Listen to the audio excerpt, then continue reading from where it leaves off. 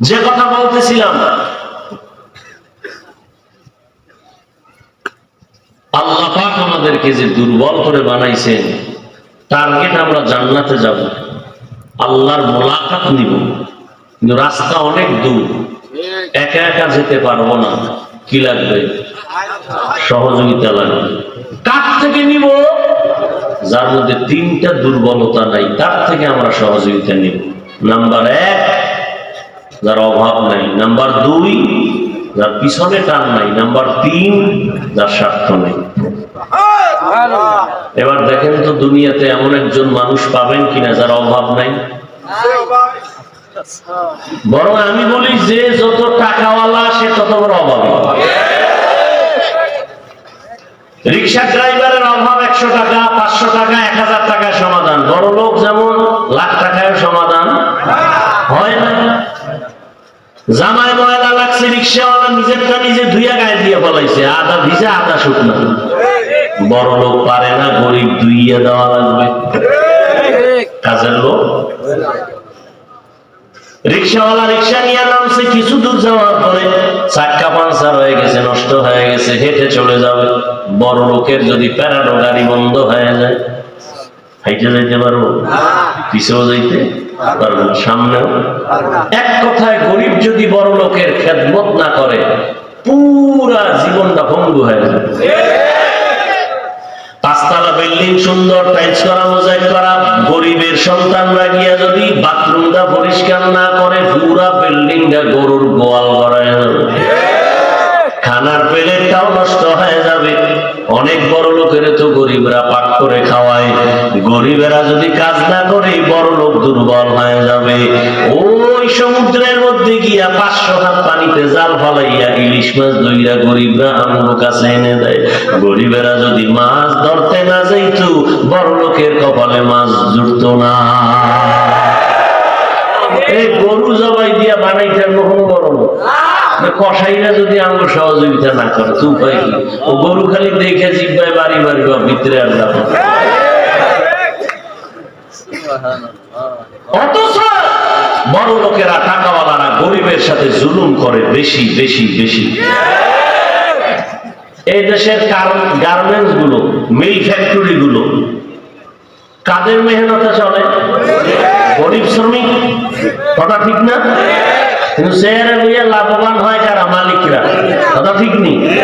যাদের কারণে লাভবান হয় তাদের বেতনটা ঠিক মতো দেওয়া উচিত না? মে দিবসে উঠা চমৎকার ভাষণ, কেউ খাবে কেউ খাবে না, তা হবে না, তা হবে না। স্লোগান পর্যন্ত, আর গরিবের খবর নেওয়ার সুযোগ নেই। আল্লাহ একেবারে সব যে খারাপ তা না। বহু আল্লাহর বান্দা আছেন, গরিবের 1 টাকাও খায় তো নাই, অধিকার সহ ফিরায় দেয়। ওমরায় যাবে, সব পাওনা টাওনা দিয়া কমপ্লিট করে এরপরে যাবে। গরিবের দোয়া বড় দাম। এই জন্য নবী কি বলছেন? এই গরিব, ধনী লোকের 500 বছর আগে জান্নাতের ময়দানে চলে যাবি। সুবহানাল্লাহ। কোন গরিব? এই যারা বিড়ি টানে। হ্যাঁ, বেলালের মতো গরিব,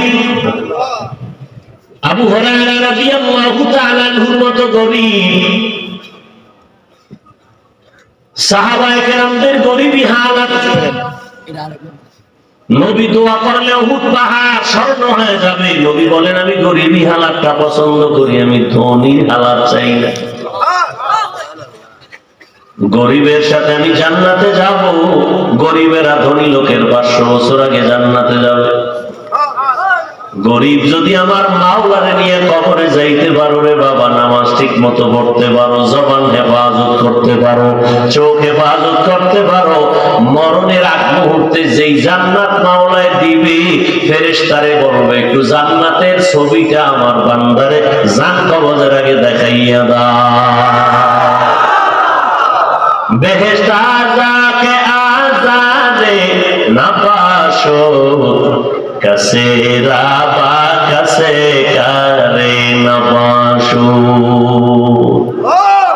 এমন সুন্দর জান্নাত আল্লাহ দিবে, তবে সাহায্য ছাড়া চলতে পারবা না এমন একজন থেকে সাহায্য চাও যার কোনো অভাব নাই। অভাব নাই এমন মানুষ নাই, যে যত টাকাওয়ালা তার অভাব তত বেশি। এমন একজন মানুষ নাই জমিনের মধ্যে যার কোনো স্বার্থ নাই, সব স্বার্থপর। স্বার্থ ছাড়া আছে কি বলেন তো? একটা লোকও নাই। কথা বলেন। আমি দুইজন হয়েছি। কয়জন? একজন আমার আম্মা জান আর একজন আব্বা জান। কিন্তু সোনার বাংলায় তাও ভেস্তে গেল। দেখলাম না অনেক মা অনেক বাবা স্বার্থের টানে সন্তানের জবাই করেছে। ইন্ডিয়া না সোনার বাংলায়? এটা উদাহরণের লেগে ইন্ডিয়া যাওয়া লাগবে? আমাকে সুন্দর বাংলায় সব সব আপন মাইয়া তারে হোটেলের মধ্যে বাবায় ঢুকায় কয় আজকের জন্য তুই আমার স্ত্রীর মতো। সোনার বাংলার ইতিহাস। স্বার্থের টানে মা বাবাকে সন্তান হত্যা করে, সন্তানকে মা বাবা হত্যা করে। তাহলে ফাইনাল কথা, পৃথিবীতে স্বার্থ ছাড়া কেউ নাই, অভাব ছাড়া কেউ নাই, পেছনে টান ছাড়া কেউ নাই। একজনই খুঁজে পাইবা যার কোনো স্বার্থ নাই, যার কোনো অভাব নাই, পেছনে টান নাই, তিনি হলেন আমার আল্লাহ। ইয়া আইয়ুহান নাস আনতুমুল ফুকারাউ ইলাল্লাহ ওয়াল্লাহু হুয়াল গানিয়্যুল হামিদ।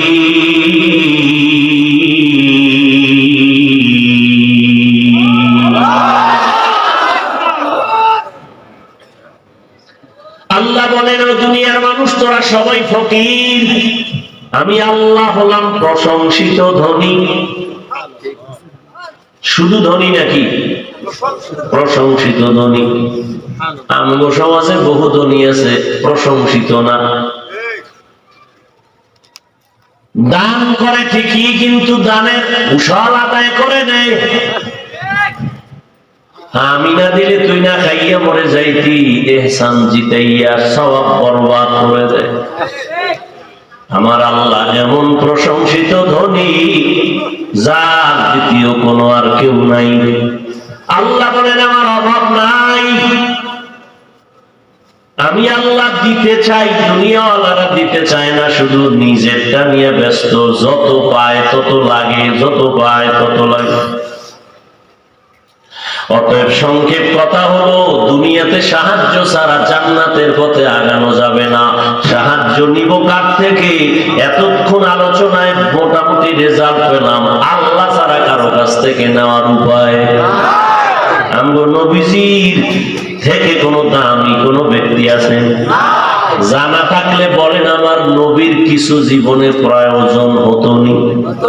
নবী কার কাছে চাইতেন? ঈসা নবীর মাজারে, মুসা নবীর মাজারে, ইব্রাহিম নবীর মাজারে।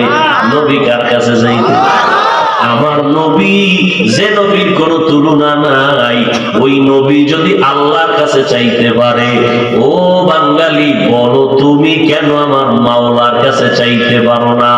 দুই কথার একটা বলতেই হবে, হয়তো আল্লাহ দিতে পারে না, আর যদি কেউ আল্লাহ পারে, চাও না কেন? তুমি বলতেই হবে আল্লাহরে তোমার পছন্দ হয় না। আর আল্লাহরে যদি পছন্দ না হয় রে বেঈমান, আল্লাহর জমিন থেকে পালায়া যা। মরণ থেকে যতই পালাও, মরণ তোমায় নিবে ঘিরি। যদিও শুধু আকাশ পানে লুকাও, সেটাই লাগিয়ে সিঁড়ি। নদী পথে নৌকা চালাও মাঝি ভাই, বেলা ডোবার আগে আমি ওপার উঠতে চাই। ডুবে গেলে বেলা রে আর উঠে না, ভেঙ্গে গেলে মেলা রে আর জমে না।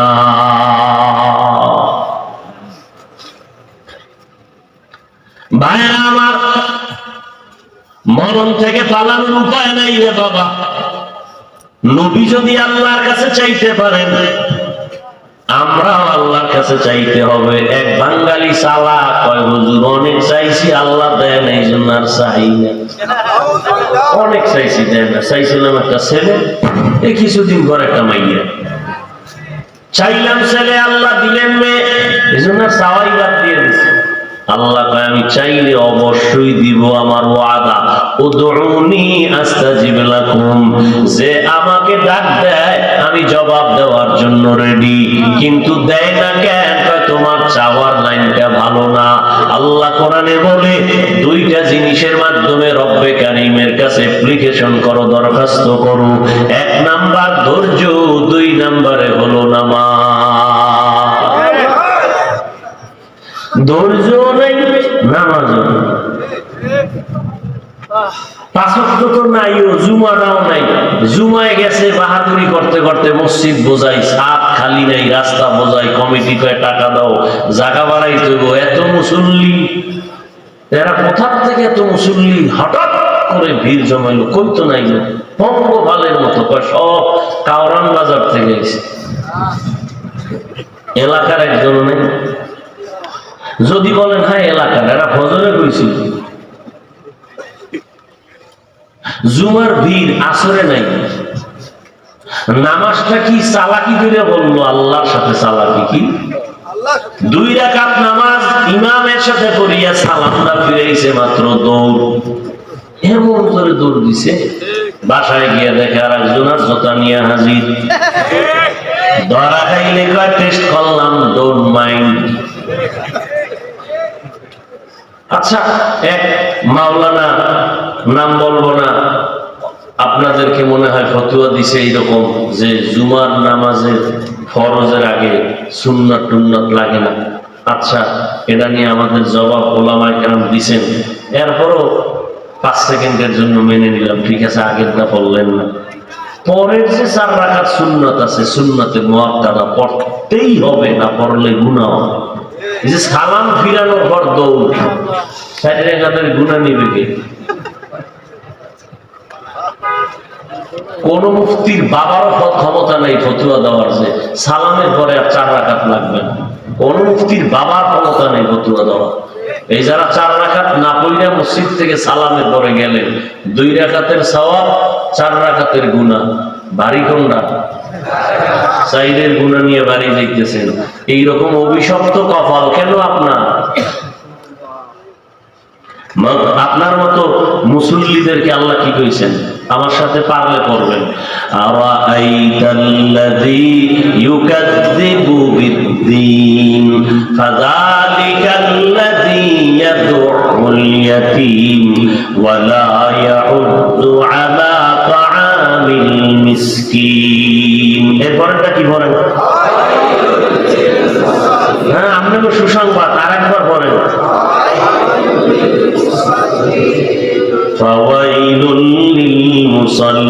মুসল্লি বুঝেন না?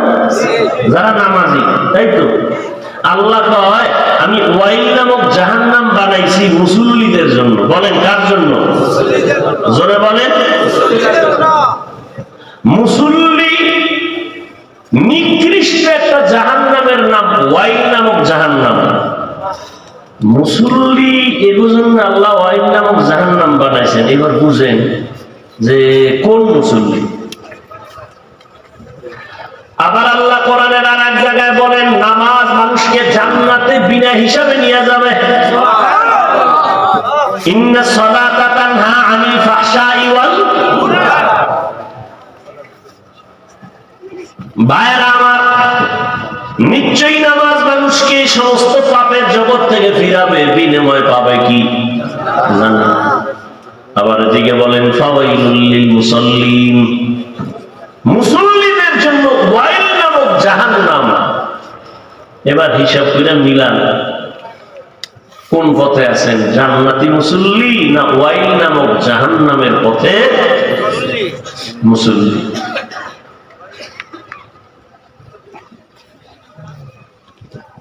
আল্লাহ সবাইকে হেদায়েত দান করে।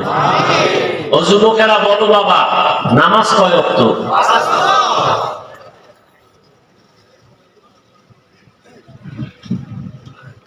সপ্তাহে একদিন না প্রতিদিন? মাঝে মাঝে 2-1 ওয়াক্ত না পড়লে তো কোনো সমস্যা হবে আছে বলার পরে যদি না পড়ো পিঠাটা কত কত ভারী হবে, কত ওজনওয়ালা পিঠা হবে যে তুই কইলি নামাজ ছেড়ে দিলে সমস্যা আছে এরপর পড়লি না। ও যুবক আল্লাহর বান্দা, 1500 বছর আগে নবী যুবকদের কত সুন্দর কলিজার মোহাব্বতের আওয়াজ দিয়ে গেছেন, যুবক বুড়ারা আমি মুহাম্মদের বিরোধিতা করেছে, যুবক আমার উপকার করেছে। তোমার মতো যুবক 5 বেলার নামাজ পড়নেওয়ালা এই জমিনের মধ্যে অভাব নাই, তুমি কেন পারো না? অনেকে মনে মনে ভাবো হুজুরদের কথা মানলে বুঝি স্বাধীনতা থাকবে না। না রে বাবা, তুমি কোন স্বাধীনতা চাও? দেশ বিদেশ ঘুরবা স্বাধীনতা আছে, স্কুলে পড়বা ইসলাম নিষেধ করে না, কলেজে পড়বা নিষেধ নাই, পড়ো পড়তে থাকো বাবা নিষেধ করা হয় নাই। ও বান্দা তুমি চাকরি করবা নিষেধ করা হয় নাই, আমার নবীও চাকরি করেছেন, সাহাবায়ে কেরাম করেছেন, ব্যবসা করবা নিষেধ নাই। ওখানে তাইকা 5 বেলার নামাজ পড়ো, মা বাবার দোয়া নিয়ে চলো, আলেমদের পরামর্শ নিয়ে চলো, দেখবা তুমি ডাক্তার হলেও জান্নাতের টিকিট রেডি। ডাক্তারেরা নামাজি নাই, জীবনে মাদ্রাসায় পড়ে নাই, জেনারেল লাইনে পড়ে ডাক্তার, 5 ওয়াক্ত নামাজি নাই, তুমি কেন পারো? আল্লাহ বিবেক দিছে, তুই হিসাব করো। স্কুলে পড়ে কলেজে পড়ে তোমার মতো যুবক 5 ওয়াক্ত নামাজ পড়ে অভাব নাই, নিজের বিবেকটাকে জিজ্ঞাসা করো বাবা তুমি কেন পারবা না? তোমার মতো যুবক তাকায় দেখো, চাকরি করে, র্যাব, আর্মি, পুলিশ, বিডিআরের 5 ওয়াক্ত নামাজ পড়ে আসেনি? রাস্তায় গাড়ি চালায়, ড্রাইভারি করে, যুবক 5 ওয়াক্ত নামাজ পড়ে, বলো বাবা তুমি কেন পারবা না? আল্লাহর ভয় কি তোমার অন্তরে মোটেও নাই? তুমি মনে মনে ভাবতেছো ফিলিস্তিনের মানুষ মরতেছে, আমরা তো আরামে আছি না। ওদের বিপদ দেখে খুশি হইও না, পীড়াও তোমার কপালে আসতেছে। 2টা গরু গরু গরু চিনেন না? গরু ধান খায়, কি খায়? অন্যের জমিনে মালিক বের হয়ে বেত লইয়া দৌড়, একটার ভাষার উপরে যখন দিছে আর একটাও দৌড় দেয়নি, ফিডার দিছে একটার ভাষায়, আর একটা দৌড়ায় কেন খায়? পরের সিরিয়াল আমার, ঠিক নেই? গরুতে বুঝলো, তুমি বুঝলা না?